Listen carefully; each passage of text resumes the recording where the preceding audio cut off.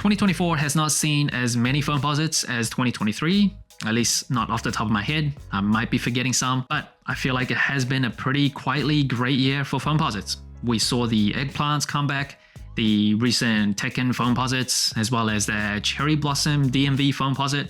That's a really nice colorway. And obviously we got the OG Royals, a very, very nice shoe. And now we're getting the return of what I think is a great colorway. Nike Air Foamposite 1 Metallic Copper.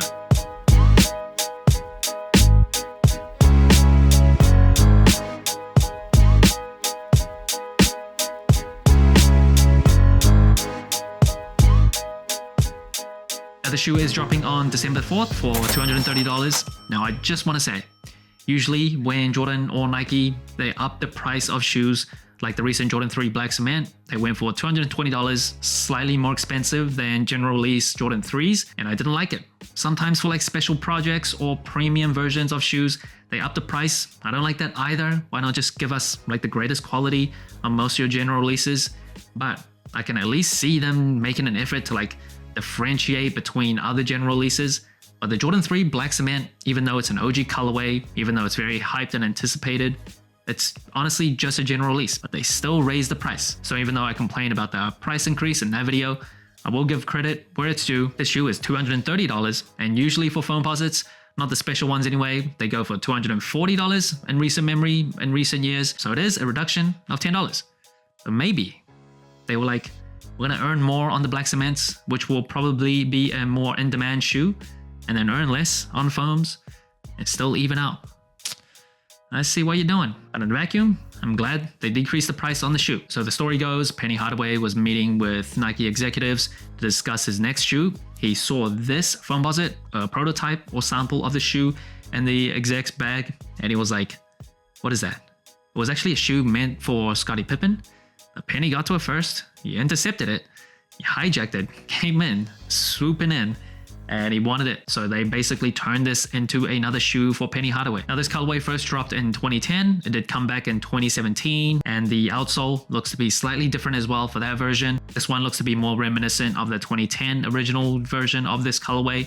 And first impressions of the Foamposite 1 Metallic Copper. I think this is a really nice colorway. It is very easy to get this kind of copper shade, kind of tacky, and just look a bit too much, a bit too bold.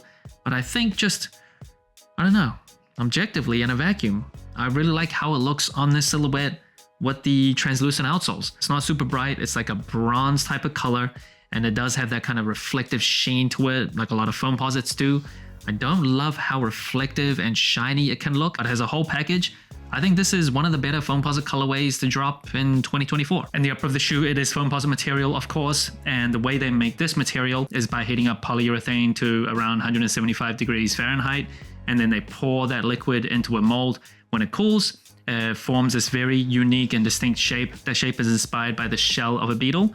And the reason why Foamposites have always been more expensive than like regular sneakers is because that mold that they pour it into is very, very expensive. And the one great thing about this type of material, apart from just how different it is the durability, as well as the ability to mold to your feet the more you wear it. So just a very tough and just honestly, a very different type of material that you don't see on sneakers, still one of a kind. And on the ISAs of the shoe, it is black nubuck. That nubuck isn't the greatest. That's always been the case on Foamposites. Sometimes they'll change that nubuck into leather.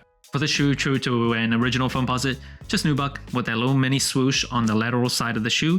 And then moving up the tongue, you get this mesh tongue, so it provides a little bit of ventilation there. That is about the most ventilation that you'll see on the upper of the shoe. There's a few holes at the top of the toe box, but not much.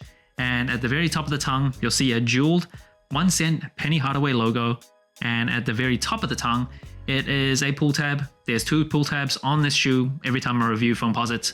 I feel like the need to point out that I just don't love so many pull tabs on shoes. I think 2 is just one too many. And this tongue is actually part of this entire inner booty of the shoe, and that does affect sizing and comfort, which I'll get to later. And the shoe does not come with any extra laces, just black laces out of the box. I think white laces would look pretty cool on this shoe, but yeah, I think black laces probably make the most sense. Now moving on to the booty of the shoe, you do see another penny 1 cent logo that is embroidered on the back of the shoe. So again, not an official Penny Hardaway shoe, but it is pretty much synonymous with Penny Hardaway, just one of the most fun players to watch, especially before all his injuries. He was just electric. One of the biggest what ifs in NBA history. Now the Foamposite does come with a full-length Zoom Air unit, as well as carbon fiber in the midfoot and a beautiful translucent outsole, majority herringbone traction. You see another Penny 1 cent logo on the heel.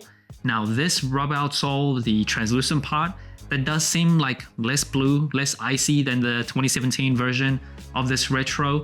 So it goes for more of just like a clear color. It looks great. I love carbon fiber on shoes as well. If you didn't know, carbon fiber is very, very light and it's very dense. So it offers a lot of support, torsional rigidity. You don't want basketball sneakers to twist and bend very easily. So carbon fiber is one of my favorite things to put on sneakers. And the insole of the shoe, just Nike Air branding on the heel, and it is just hot garbage. It is not a good insole. And the box of the shoe, it is just a black Nike box, pretty standard for a Foamposite 1. That's it. Now in terms of sizing and comfort, I am a wide and flat footer for Foamposites. I usually go true to size. Now if you don't have wide feet, maybe you can go down half a size, but I don't want to speak for you. I only can speak for my shape of feet. For my wide feet, if I went down half size, I feel like this inner booty that provides an extra layer inside the shoe will just make it too tight and just too snug inside my feet, especially around the toe box area, as well as the arch on the medial side of the shoe. I wouldn't like that. So for foams, I go true to size. And in terms of overall comfort, it is a shoe that requires a lot of patience. You do need to break the shoe in. The material is durable, it is tough. That's a good thing, but that means when you first put your feet into the shoe, might not be like the most softest and easy to break in shoe. But after that though, it is very comfortable. I will say it's not the lightest shoe. It does feel pretty bulky. I've never been a person to really mind the weight of my shoes, but if a lightweight shoe is what you really prioritize, I definitely would think twice about getting a Foamposite. And that brings the total sole score of the Foamposite 1 Metallic Copper to 30 out of 40. Pretty good score compared to other general releases. At first, it is colorway. I don't think it's like my favorite Foamposite colorway ever, but I think it's really nice. It is quite out there, quite different to what I'm usually used to wearing, but I don't know. Something about this type of shade, I think it looks good. That's all I can say. It's like a bronze, not too bright, not too like bold, just subtle enough where I still like it. Now in terms of the materials, I really like Foamposite materials, not just because of the uniqueness, but just practically speaking, it is durable. It kind of molds your feet the longer you wear it. It feels nice to the touch as well. The nubuck on the eye stays is not the best. That's no different to like past Foamposites. Now in terms of comfort, the initial break-in period, it is tough. It is long, the shoe is heavy, but once you start getting used to it, once you wear this often, break it in, it feels great. It feels really nice, especially the way it kind of hugs your feet. I really like it. I will say the ankles are not like the most well padded or well cushioned, and that is probably my biggest complaint. But I will say this inner booty does protect like your feet from the initial break-in and toughness of the shoe. But comfort-wise, it does have some weaknesses, but overall, I think the pros much outweigh the cons. Now in terms of versatility, I've always felt like the Foamposite silhouette is a pretty tough to wear shoe, just in terms of the shape. It is very one of a kind. It's not for everybody. Objectively, it's not like the most versatile shape in terms of sneakers. And in terms of the wearability of this colorway, yeah, it's out there. You don't really see people wearing like a bronze type of copper color on feet very often. So you have to be a certain type to pull this off effectively, but I don't think it's like super crazy, super loud where it becomes unwearable. Foamposites, some of the best ones, are known for like very funky designs on the upper of the shoe. That's what makes it very special. Those objectively are just much harder to wear, but as far as versatility overall of the shoe, it's not the best, but it's okay. It is decent. Next year, we're supposed to see the return of the Galaxies. I bet a lot of people, especially from a certain generation, are going to go absolutely bonkers for that shoe. And that's what makes Foamposites very special. Those kind of special designs utilizing the very unique upper of this shoe. But I do think a lot of times going simple, going clean is a great way to go as well, just like this shoe. So that's it. Thanks for watching. Sole Inclined. Let me know what you think of the Nike Air Foamposite 1 Metallic Copper. Like, subscribe, comment, all the good stuff. And remember, tomorrow may never come, so wear your shoes